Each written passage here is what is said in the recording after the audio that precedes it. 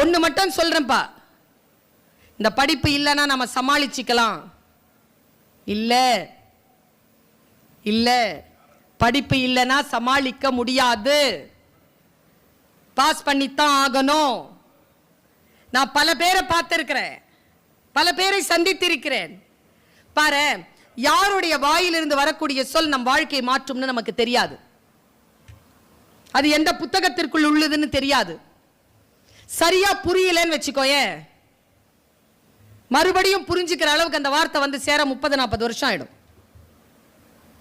40 வயசுல 50 வயசுல நிறைய பேர் சொல்றதை நான் கேட்டிருக்கேன். இந்த சொல் மட்டும் எனக்கு 15 வயசுல யாராவது சொல்லி இருந்தா, நான் 10th +2 மட்டும் பாஸ் பண்ணி இருந்தா.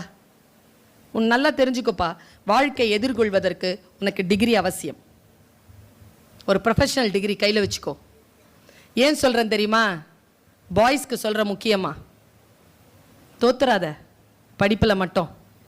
தோத்துட்டனா அடுத்தவங்க நினைக்கிற மாதிரி தான் நம்ம வாழ்க்கை இருக்கும்.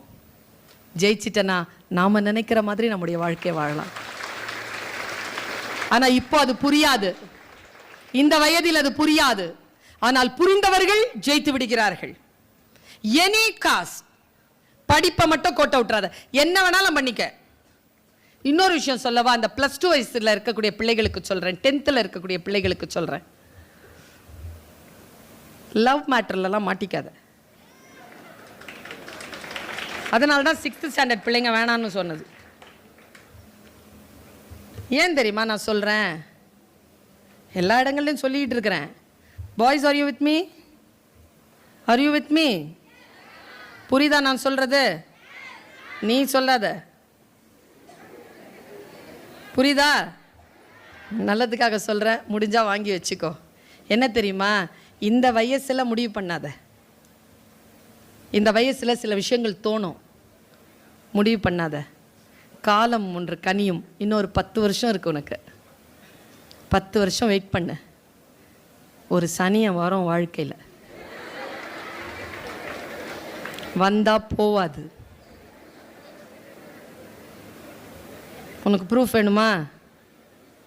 ப்ரூஃப் வேணுமா? நானே இருக்கிறேன். கூடத்தான் வாழணும், சாவுற வரைக்கும் போக மாட்டாங்க. நான் என்ன சொல்கிறேன், ஒரு 10 வருஷத்தில் வந்து சேரப்போகுதில்ல, இப்போவே ஏன் தேடி அலையிற? நல்லபடியாக படி, ஸ்மார்ட்டாக இரு, வாழ்க்கையில் பெற்றோர்களுடைய பேச்சை கேளு, ஆசிரியர்கள் பேச்சை கேளு.